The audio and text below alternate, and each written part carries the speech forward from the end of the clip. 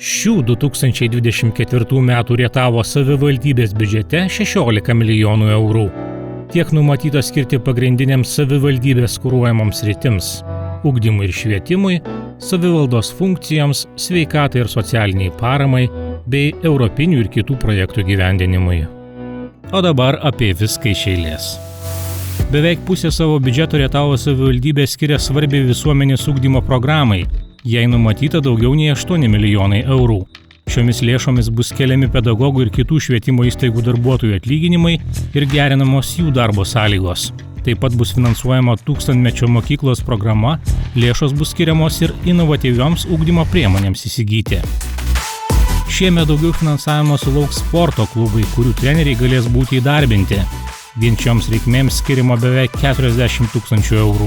Ypatingai svarbioms savivaldos funkcijoms šiemet numatyti daugiau nei 3,5 milijono eurų. Iš jų 3/3 milijono skiriama socialinių, kultūros ir meno bei kitų biudžetinių įstaigų darbuotojų atlyginimams pakelti. Įstatymų nustatyta tvarka atlygis kils 10%. Religinių bendruomenių reikmėms skiriama beveik 40 000 eurų.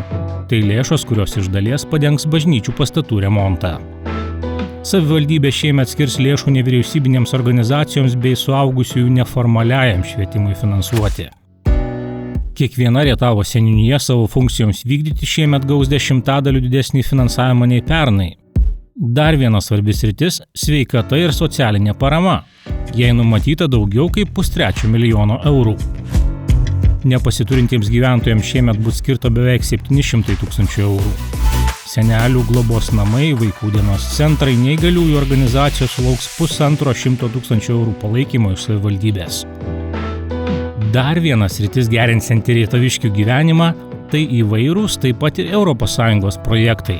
Jiems įgyvendinti Rietavos savivaldybė skiria beveik 900 000 eurų. Šiemet Rietavos savivaldybė imasi įgyvendinti 2 socialinius projektus.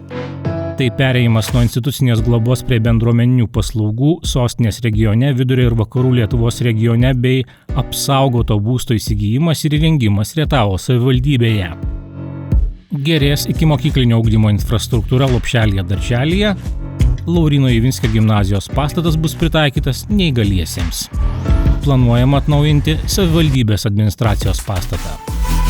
Siekiant užtikrinti visokeriopą naudą Rietavo gyventojams, toliau bus finansuojama ir kitos infrastruktūros plėtra savivaldybėje.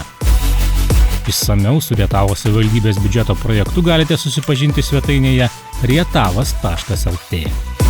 Tai yra biudžeto projektas, todėl jo duomenys dar gali keistis.